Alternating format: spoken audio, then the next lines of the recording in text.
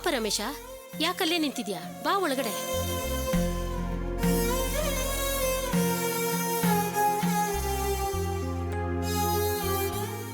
ಇದೇನಿದು?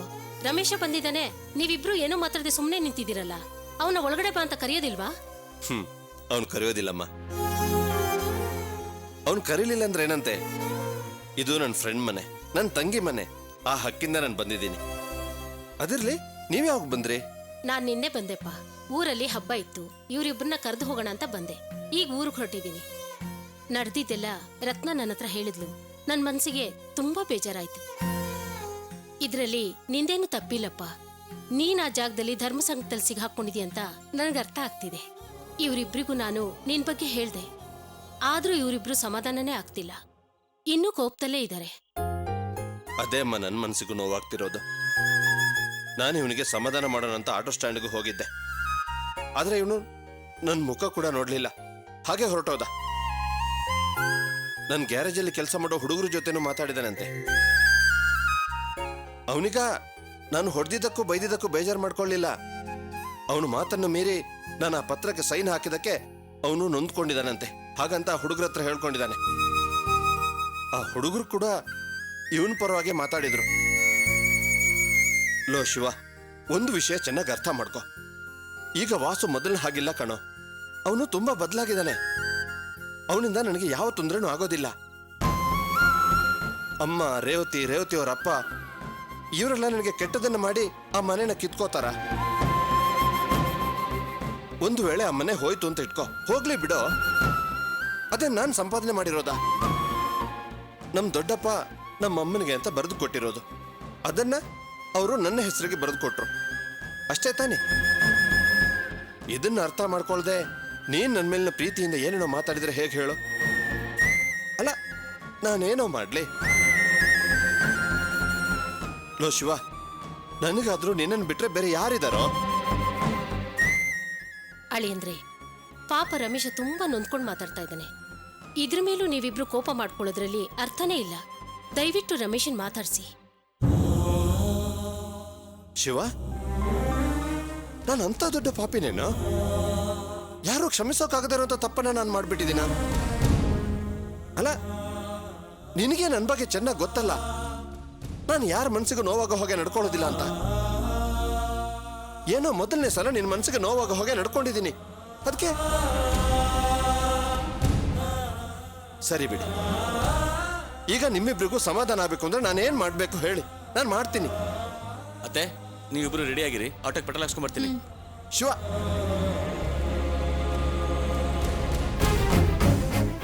ಶಿವ, ಶಿವ, ಏನೇ ಇದು? ಒಂದು ಮಾತಾಡದೆ ಹೋಗ್ತಾ ಇದೆಯಲ್ಲೋ? ಶಿವ, ನನ್ನ ಮಾತು ಕೇಳೋ.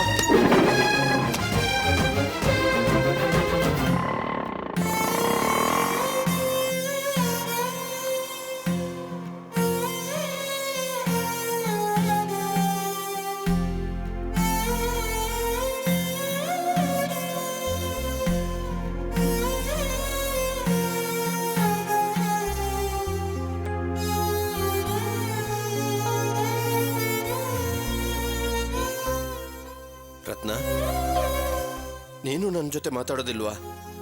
ನಿಮ್ ಹತ್ರ ಮಾತಾಡಕ್ ನಾನ್ ಯಾರು? ಅಯ್ಯೋ, ಏನಮ್ಮ ಹೀಗೆ ಹೇಳ್ತಾ ಇದೀಯಾ? ಇಷ್ಟು ದಿನ ಅಣ್ಣ ಅಣ್ಣ ಅಂತಿದ್ಯಲ್ಲ, ಈಗ ಇದ್ದಕ್ಕಿದ್ದ ಹಾಗೆ ಅಣ್ಣ ತಂಗಿ ಸಂಬಂಧನೇ ಸುಳ್ಳಾಗೋಯ್ತಮ್ಮ. ಹೌದು, ಖಂಡಿತ ಸುಳ್ಳಾಗೋಯ್ತು. ಈಗ ನಿಮ್ಮನ್ನ ಅಣ್ಣ ಅಂತ ಕರೆಯೋದಕ್ಕೆ ಹೊಸ ತಮ್ಮ ಬಂದಿದ್ದಾನಲ್ಲ, ಅದಕ್ಕೆ ತಾನೇ ಹಾಗೆ ಮಾತಾಡಿದ್ದು. ಅಯ್ಯೋ ದೇವ್ರೆ, ನಾನು ಆ ರೀತಿ ಮಾತಾಡಿದ್ದು ತಪ್ಪಮ್ಮ. ಆ ಸಮಯದಲ್ಲಿ ಶಿವ ತುಂಬಾ ಹಠ ಮಾಡ್ತಾ ಇದ್ದ. ಅವನ್ನ ಹೇಗ್ ತಡಿಬೇಕು ಅಂತ ಗೊತ್ತಾಗ್ದೆ ನಾನು ಆ ರೀತಿ ಮಾತಾಡ್ಬಿಟ್ಟೆ. ಹಾಗಂತ ನನ್ಗೆ ಕ್ಷಮೆನೇ ಇಲ್ವೇನಮ್ಮ? ನಿಮ್ಮನ್ನ ಕ್ಷಮಿಸಕ್ ನಾವ್ಯಾರು? ನಾವ್ ಹೇಗೆ ಇರ್ತೀವಿ, ನಮ್ಮನ್ ಬಿಟ್ಬಿಡಿ. ಅಮ್ಮ, ನೋಡಿದ್ರ ರತ್ನ ಅರ್ಥ ಮಾಡ್ಕೊಳ್ಳದೆ ಹೇಗ್ ಮಾತಾಡ್ತಿದ್ದಾಳೆ ಅಂತ?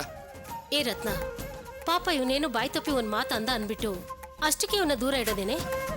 ಇಲ್ಲಿ ನೋಡು, ಪಾಪ ಅವ್ನ್ ನೋಡಿದ್ರೆ ನನಗೆ ಅಯ್ಯೋ ಅನ್ಸುತ್ತೆ. ಅಮ್ಮ, ನಿಂಗೇನು ಗೊತ್ತಿಲ್ಲ, ನೀನ್ ಸುಮ್ನಿರು. ಅಲ್ವೇ, ನನ್ಗವತ್ತ ಹುಡುಗನ್ ಗುಣ ಗೊತ್ತಿಲ್ದೆ ಅವ್ರ ಮನೆಗೆ ಹೋಗಿ ಒಡವೆ ವಿಷಯ ಮಾತಾಡ್ ಬಂದಿದ್ದಕ್ಕೆ ನೀನು ನಿನ್ ಗಂಡ ಸೇರ್ಕೊಂಡು ಬಾಯಿಗೆ ಬಂದಾಗ ಮಾತಾಡಿದ್ರಿ. ಈಗ ನಾನ್ ನಿಮ್ಮಿಬ್ರಿಗೂ ಬುದ್ಧಿ ಹೇಳಿದ್ರೆ ನನ್ ಮೇಲೆ ರೇಗ್ತಿಯಲ್ಲೇ? ಈಗ ಹಳೇದೆಲ್ಲ ಮಾತಾಡಿ ನಂಗೆ ಕೋಪ ಬರ್ಸ್ಬೇಡ. ನೀನ್ ಊರ್ಗ್ ಹೋಗೋದ್ ನೋಡು. ಏನೇ ಇಷ್ಟೊಂದು ಹಠ ಮಾಡ್ತಿದ್ಯಲ್ಲ? ಇವನ್ನ ನೀನ್ ಅರ್ಥ ಮಾಡ್ಕೊಳ್ಳೋದೇ ಇಲ್ವಾ? ಬಿಡಿಮ್ಮ. ಇಷ್ಟು ದಿನ ನಾನು ಅವನ್ನ ನನ್ನ ಫ್ರೆಂಡು, ಇವಳನ್ನ ನನ್ನ ತಂಗಿ ಅಂತ ಅಂದ್ಕೊಂಡಿದ್ದೆ. ನಾನೇನೇ ತಪ್ಪು ಮಾಡಿದ್ರು ನನ್ನ ಕ್ಷಮಿಸ್ತಾರೆ ಅಂತ ಅಂದ್ಕೊಂಡಿದ್ದೆ. ಮನೇಲೂ ಕೂಡ ಅದೇ ರೀತಿ ಹೇಳ್ಬಿಟ್ಟು ಬಂದೆ. ನಾನು ಹೋಗಿ ಒಂದೇ ಒಂದು ಮಾತಾಡಿದ್ರೆ ಸಾಕು, ಶಿವ ಸಮಾಧಾನ ಆಗ್ತಾನೆ ಅಂತ. ಆದ್ರೆ ಅದೆಲ್ಲ ಸುಳ್ಳು ಅಂತ ಇವರಿಬ್ರು ನಿರೂಪಿಸ್ತಾ ಇದ್ದಾರೆ.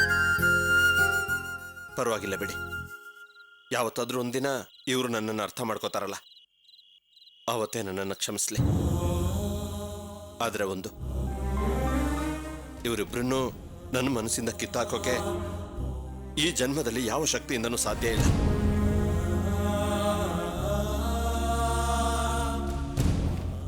ತಗೊಳಮ್ಮ, ಇದರಲ್ಲಿ 50,000 ರೂಪಾಯಿ ಇದೆ. ಇದು ನಾನು ನಿಮಗೆ ಕೊಡಬೇಕಾಗಿರೋ ದುಡ್ಡು. ಬೆಳಗ್ಗೆ ನೀನು ಮಾತಾಡುವಾಗ ದುಡ್ಡಿನ ಬಗ್ಗೆ ಮಾತಾಡಿದೆ, ಹಾಗಂತ ನಾನೇನು ನೊಂದ್ಕೊಳ್ಳಿಲ್ಲ. ನಾವು ಅವ್ರಿಗೆ ಕೊಡಬೇಕಾದ ದುಡ್ಡನ್ನು ಕೊಡದೇ ಇರೋದಕ್ಕೆ ತಾನೇ ಅವ್ರು ಮಾತಾಡಿದ್ದು. ಹೋಗಿ ದುಡ್ಡು ಕೊಟ್ಬಿಟ್ ಬಾ ಅಂತ ನಮ್ಮಮ್ಮ ಹೇಳಿದ್ರು.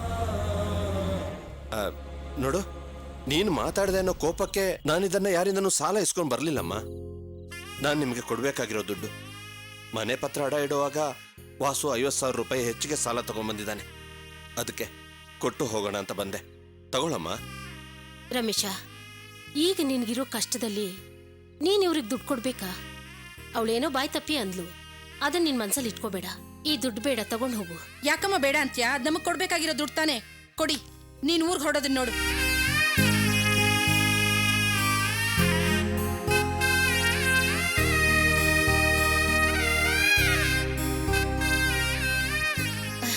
ರಮೇಶ, ಅದು ಪರವಾಗಿಲ್ಲಮ್ಮ, ಪಾಪ ಅವ್ರ ಮನಸ್ಸಿಗೆ ನೋವಾಗಿದೆ. ಅದಕ್ಕೆ ಬದಲಾಗಿ ನನಗೆ ಅವಮಾನ ಮಾಡ್ತಿದ್ದಾರೆ. ಇರ್ಲಿ, ಬರ್ತೀನಮ್ಮ.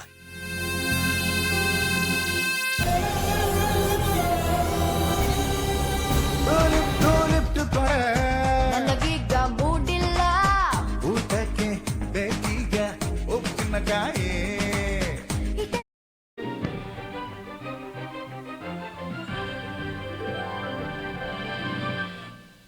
ನಮಸ್ಕಾರ. ಉದಯ ವಾರ್ತೆಗಳಿಗೆ ಸ್ವಾಗತ. ಮುಖ್ಯಾಂಶಗಳು: IAS ಅಧಿಕಾರಿ ಸೇರಿ 5 ಮನೆ ಮೇಲೆ ಲೋಕಾಯುಕ್ತ ರಮೇಶ, ಶಿವು ಕಾಸು ಕೊಟ್ಟಿನಪ್ಪ. ಕೊಟ್ಟು ಬಂದೆಮ್ಮ. ಅಬ್ಬ, ನನ್ಗೀಗ ಜೀವ ಸಮಾಧಾನ ಆಯ್ತು. ನೀವು ಕೊಟ್ಟಿದ್ದ ದುಡ್ಡನ್ನ ಶಿವಣ್ಣ ತಗೊಂಡ್ರಾ? ಅವನು ದುಡ್ಡಿಸ್ಕೊಳ್ಳಿಲ್ಲ. ನನ್ನ ಹತ್ರ ಮುಖ ಕೊಟ್ಟು ಮಾತಾಡ್ಲೂ ಇಲ್ಲ. ರತ್ನ ಇಸ್ಕೊಂಡ್ಲು. ಒಟ್ಟು 12 ಕೋಟಿ ರೂಪಾಯಿಗಿಂತ ಅಧಿಕ ಅರ್ಚನಾ, ಶಿವ ದುಡ್ಡು ಇಸ್ಕೊಂಡ ಅಂತ ಕೇಳಿದೆ. ಇಲ್ಲ, ರತ್ನ ಇಸ್ಕೊಂಡ್ಲು ಅಂತ ಹೇಳಿದಾಗ ಏನೋ ಮಾತಾಡ್ದೊಳಗೆ ಬಂದ್ಬಿಟ್ಟೆ. ಯಾಕೆ? ನಾನೇನ್ ಮಾತಾಡ್ಲಿ? ಪಾಪ, ಅವ್ರ ಮನ್ಸು ಅಷ್ಟು ನೊಂದೋಗಿದೆ. ಕೋಪ ಮಾಡ್ಕೊಳ್ದೆ ಏನ್ ಮಾಡ್ತಾರೆ? ಅಲ್ಲ, ಅವ್ರ್ಯಾಕೆ ಅಷ್ಟೊಂದು ಕೋಪ ಮಾಡ್ಕೋಬೇಕು? ನನಗೂ ಎಷ್ಟೋ ಜನ ಅವಮಾನ ಮಾಡಿದ್ದಾರೆ. ನಾನು ಯಾವತ್ತಾದ್ರೂ ಆ ರೀತಿ ನಡ್ಕೊಂಡಿದ್ದೀನಾ? ಎಲ್ರೂ ನಿಮ್ ಹಾಗೆ ಇರ್ತಾರಾ? ಮನುಷ್ಯ ಅಂದ್ಮೇಲೆ ರೋಷ ಬರುತ್ತೆ, ಕೋಪ ಮಾಡ್ಕೊಳ್ತಾರೆ. ಈಗ ನನ್ ವಿಷಯನೇ ತಗೊಳ್ಳಿ. ನನ್ ತವ್ರ ಮನೆಯವರು ನಮ್ಗೆ ಅವಮಾನ ಮಾಡಿದ್ರು ಅಂತ ಇವತ್ತಿನವರೆಗೂ ನಾನು ಅವ್ರ ಹತ್ರ ಮಾತಾಡಿದ್ದೀನ? ಎಲ್ರೂ ನನ್ನ ಹಾಗೆ ಇರ್ತಾರೆ. ನಿಮ್ ಹಾಗೆ ಕ್ಷಮಿಸೋ ಗುಣ ಇರೋರು ತುಂಬಾ ಕಡಿಮೆ. ಅಣ್ಣ, ಅದ್ಕೆ ಏನಮ್ಮ? ಬನ್ನಿ ಇಲ್ಲಿ ಬೇಗ. ವಿರಾಮದ ನಂತರ ಉದಯ ವಾರ್ತೆಗಳಿಗೆ ಮತ್ತೆ ಸ್ವಾಗತ. ಇದೀಗ ಬಂದ ವಿಶೇಷ ಸುದ್ದಿ. ತನ್ನನ್ನು ಪ್ರೀತಿಸುವುದಾಗಿ ನಂಬಿಸಿ ಮದುವೆ ಮಾಡಿಕೊಳ್ಳುತ್ತೇನೆ ಎಂದು ಆಶ್ವಾಸನೆ ನೀಡಿ ತಾನು ಗರ್ಭಿಣಿಯಾಗುವುದಕ್ಕೆ ಕಾರಣನಾಗಿ ಕೊನೆಗೆ ಮೋಸ ಮಾಡಲು ಪ್ರಯತ್ನಿಸಿದ ಹುಡುಗನ ಮನೆ ಮುಂದೆ ಧರಣಿ ಸತ್ಯಾಗ್ರಹ ಮಾಡಿ ಮದುವೆ ಮಾಡಿಕೊಳ್ಳಲು ಒಪ್ಪಿಸಿ ನಂತರ ತಾಳಿ ಕಟ್ಟುವ ಸಮಯದಲ್ಲಿ ಹುಡುಗನನ್ನೇ ನಿರಾಕರಿಸಿದ ದಿಟ್ಟ ಹೆಣ್ಣು ಪ್ರಿಯಾ. ತಾನು ಗರ್ಭಿಣಿಯಾಗಲು ಇವನೇ ಕಾರಣ ಎಂಬುದನ್ನು ಈ ಸಮಾಜಕ್ಕೆ ತಿಳಿಸಲು ತಾನು ಇಂಥ ಹೋರಾಟ ಮಾಡಬೇಕಾಯಿತು ಎಂದು ಹೇಳಿರುವ ಪ್ರಿಯಾ, ಯಾವ ಹೆಣ್ಣು ಕೂಡ ಅವನನ್ನು ಮದುವೆ ಮಾಡಿಕೊಳ್ಳಬಾರದೆಂದು ವಿನಂತಿಸಿಕೊಂಡಿದ್ದಾಳೆ. ತನಗೆ ಹುಟ್ಟುವ ಮಗುವಿಗೋಸ್ಕರ ತಾನು ಬಾಳುವುದಾಗಿ ದಿಟ್ಟ ನಿರ್ಧಾರ ಮಾಡಿರುವ ಪ್ರಿಯಾ, ಹೆಣ್ಣು ಧೈರ್ಯದಿಂದ ಅನ್ಯಾಯವನ್ನು ಪ್ರತಿಭಟಿಸಬೇಕೆಂದು ಹೇಳಿದ್ದಾಳೆ. ಇದೀಗ ಕ್ರೀಡಾವಾರ್ತೆ. ಭಾರತದ ಮಹಿಳಾ ಕಬಡ್ಡಿ ತಂಡದವರು ಅಮ್ಮ ಅರ್ಚನಾ, ಪ್ರಿಯೇನಿ ಹಿಂಗಾಯ್ತಲ್ಲ ಅಂತ ನೀನ್ ಬೇಜಾರ್ ಮಾಡ್ಕೋಬೇಡ. ಅವಳ ಬಗ್ಗೆ ನನಗೂ ಬೇಜಾರಾಗ್ತಿದೆ. ಆದ್ರೆ ಏನ್ ಮಾಡಕ್ಕಾಗುತ್ತೆ ಹೇಳು? ಹೌದು ಅರ್ಚನಾ, ನಿನ್ ತಂಗಿಗೆ ಈ ರೀತಿಯೆಲ್ಲ ಆಯ್ತಲ್ಲ ಅಂತ ನೀನ್ ನೊಂದ್ಕೋಬೇಡ. ಯಾಕೆಂದ್ರೆ ನಿನ್ ಗರ್ಭಿಣಿ. ಇಂಥ ಸಮಯದಲ್ಲಿ ನೀನ್ ನೊಂದ್ಕೋಬಾರ್ದು. ನಮ್ಮಿಬ್ರ ಮಧ್ಯೆ ಅಕ್ಕ ತಂಗಿ ಸಂಬಂಧ ಯಾವತ್ತೋ ಸತ್ತೋಯ್ತು. ಇವಳು ನನ್ನ ತಂಗಿ ಅಂತ ನೊಂದ್ಕೋತಾ ಇಲ್ಲ. ಒಂದ್ ಹೆಣ್ಣಿಗೆ ಹೀಗಾಯ್ತಲ್ಲ ಅಂತ ನೊಂದ್ಕೋತಾ ಇದ್ದೀನಿ. ನನ್ನ ಬಗ್ಗೆ ನೀವ್ಯಾರೂ ನೊಂದ್ಕೋಬೇಕಾಗಿಲ್ಲ. ರಮೇಶ, ಏನ್ ಅನ್ಕೊಂಡ್ಬಿಟ್ಟಿದ್ಯಾ ನಿನ್ ಮನಸ್ಸಿನಲ್ಲಿ? ಹೇಳೋರು ಕೇಳೋರು ಯಾರು ಇಲ್ಲ ಅನ್ಕೊಂಡ್ಬಿಟ್ಟಿದ್ಯಾ? ಏನಾಯ್ತಪ್ಪ? ಯಾಕೆ ಹೀಗೆ ಕೂಗಾಡ್ತಾ ಇದ್ದೀರಾ? ಅಲ್ಲಪ್ಪ, ಮನೆ ಪತ್ರನ ಅಡ ಇಟ್ಟು ಇವನಿಗೆ ದುಡ್ಡು ಕೊಡಿಸ್ತಾ ಇದೆಯಂತೆ. ಅದನ್ನ ಮಾಡೋದು ಬೇಡ ಅಂತ ತಡೆಯಕ್ ಬಂದ ಶಿವನ ಹೊಡೆದು ಕಳಿಸಿದ್ಯಂತೆ. ಪಾಪ ಅವ್ನು ನನ್ನ ಹತ್ರ ಹೇಳ್ಕೊಂಡು ಎಷ್ಟು ಹತ್ತ ಗೊತ್ತಾ? ಯಾಕೋ ಇಂಥ ಬುದ್ಧಿ ಬಂದಿರಿಗೆ? ಯೋ, ನಿನ್ ಮನ್ಸಲ್ಲಿ ನೀನೇನ್ ಅನ್ಕೊಂಡಿದ್ಯಾ? ಅಲ್ಲ, ವಾಸು ಬಿಸ್ನೆಸ್ ಮಾಡಿ ದೊಡ್ಡ ಮನುಷ್ಯ ಆಗೋದು ನಿನಗಿಷ್ಟ ಇಲ್ವಾ? ಲೇ, ಏನೇ ಮಾತಾಡ್ತಿದೀಯ ನೀನು? ನನ್ನ ಮಗ ರಮೇಶನಿಗೆ ಇವ್ರು ಎಂತ ದ್ರೋಹ ಮಾಡಿದಾನೆ ಅಂತ ಗೊತ್ತು ತಾನೆ? ಸೈನ್ ಮಾಡೋದು ಬೇಡ ಅಂತ ತಡೆದು ಬುದ್ಧಿ ಹೇಳಕ್ ಬಂದ್ ಸ್ನೇಹಿತನ ಹೊಡೆದು ಕಳಿಸಿದಾನೆ. ಏನೇ ಮಾತಾಡ್ತಿದೀಯ ನೀನು? ರಮೇಶ, ನೀನು ತುಂಬಾ ತಪ್ಪು ಮಾಡ್ಬಿಟ್ಟೆ. ನಮ್ಮ ಮನೆ ದೇವರು ನಮ್ಮ ಅಣ್ಣ ಊರಲ್ಲಿ ಇದ್ದಿದ್ರೆ ಇಂಥ ಅನ್ಯಾಯ ಮಾಡಕ್ಕೆ ಬಿಡ್ತಾ ಇರ್ಲಿಲ್ಲ. ಅಪ್ಪ, ನೀವು ಸ್ವಲ್ಪ ಸಮಾಧಾನವಾಗಿರ್ತೀರಾ? ಒಂದು ವೇಳೆ ನಮ್ಮ ದೊಡ್ಡಪ್ಪ ಈಗ ಇಲ್ಲಿ ಇದ್ದಿದ್ರು ನನ್ನ ನಿರ್ಧಾರ ತಪ್ಪು ಅಂತ ಹೇಳ್ತಾ ಇರಲಿಲ್ಲ. ಯಾಕೆಂದ್ರೆ ನಮ್ಮ ದೊಡ್ಡಪ್ಪನೇ ತಾನೆ ಈ ಮನೆನ ಅಮ್ಮನ ಹೆಸರಿಗೆ ಬರೆದು ಕೊಟ್ಟಿದ್ದು. ಆಮೇಲೆ ಅಮ್ಮ ಅದನ್ನ ನನ್ನ ಹೆಸರಿಗೆ ಬರೆದು ಕೊಟ್ಟಿದ್ದು. ಈಗ ಇದೇ ಮನೆನ ತಾನೆ ಅಡ ಇಡೋಕೆ ನಾನು ವಾಸುಗೆ ಸೈನ್ ಮಾಡಿಕೊಟ್ಟಿದ್ದು. ರಮೇಶ, ಬೆಳ್ಳಿಗಿರೋದೆಲ್ಲ ಹಾಲು ಅಂತ ತಿಳ್ಕೊಂಡಿದ್ಯಾ? ನಿನ್ನ ಬದುಕಿನ ಬಗ್ಗೆ ಯೋಚನೆ ಮಾಡಿದ್ರೆ ನನಗೆ ತುಂಬಾ ಭಯ ಆಗುತ್ತೆ ಕಣೋ. ಆ ದೇವರೇ ನಿನ್ನ ಕಾಪಾಡಬೇಕು. ಖಂಡಿತ ಅಪ್ಪ, ನೀವು ಹೇಳಿದ್ರಲ್ಲ ಹಾಗೆ ಆ ದೇವ್ರು ನನ್ನನ್ನು ಖಂಡಿತ ಕಾಪಾಡ್ತಾನೆ. ಆ ನಂಬಿಕೆಯಿಂದಾನೆಪ್ಪ ನಾನು ಇದನ್ನೆಲ್ಲ ಮಾಡ್ತಾ ಇರೋದು. ಅಪ್ಪ, ಅದಕ್ಕೆ ನಾಳೆ ನಾವೆಲ್ಲರೂ ನಮ್ಮ ಮನೆ ದೇವರಿಗೆ ಹೋಗಿ ಬರೋಣ ಅಂತ ಅಂದ್ಕೊಂಡಿದ್ದೀನಿ. ಏನಪ್ಪ ಇದು ದಿಢೀರಂತ ಮನೆ ದೇವ್ರಿಗೆ ಹೋಗೋಣ ಅಂತಿದ್ಯಾ? ಅಮ್ಮ, ಅದು ನಾವು ಮನೆ ದೇವರಿಗೆ ಹೋಗದೆ ತುಂಬಾ ವರ್ಷ ಆಯ್ತಲ್ಲ. ನಾನು ಚಿಕ್ಕವನಿದ್ದಾಗ ಹೋಗಿದ್ದು, ಆಮೇಲೆ ಹೋಗೇ ಇಲ್ಲ. ಯಾಕೋ ಒಂದು ವಾರದಿಂದ ಒಂದ್ಸಲ ಮನೆ ದೇವರಿಗೆ ಹೋಗಿ ಬರಬೇಕು ಅಂತ ಅನ್ನಿಸ್ತಾನೆ ಇತ್ತು. ಹೇಗೂ ವಾಸು ಹೊಸ ಬಿಸ್ನೆಸ್ ಶುರು ಮಾಡ್ತಾ ಇದ್ದಾನೆ. ಅರ್ಚನಾ ತಾಯಿ ಆಗ್ತಿದ್ದಾಳೆ. ರಾಣಿ ಮದುವೆ ಬೇರೆ ನಿಶ್ಚಯ ಆಗಿದೆ. ಅದಕ್ಕೆ ನಾವೆಲ್ಲರೂ ಒಂದ್ಸಲ ಮನೆ ದೇವರಿಗೆ ಹೋಗಿ ಪೂಜೆ ಮಾಡಿಸ್ಕೊಂಬರೋಣ ಅಂತ ಅಂದ್ಕೊಂಡಿದ್ದೀನಿ.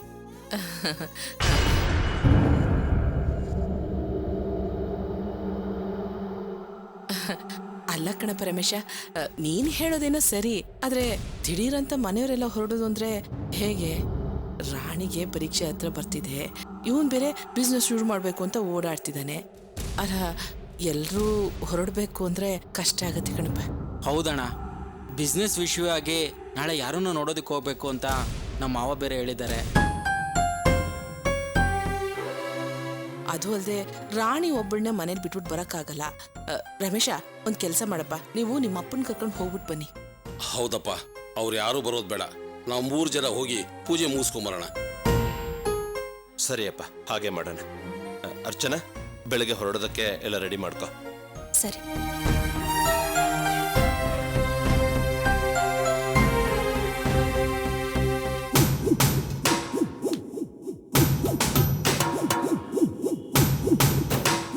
ಏಯ್, ಯಾಕೋ ದೇವಸ್ಥಾನಕ್ಕೆ ಹೋಗೋದು ಬೇಡ ಅಂತ ಸನ್ನೆ ಮಾಡಿದೆ?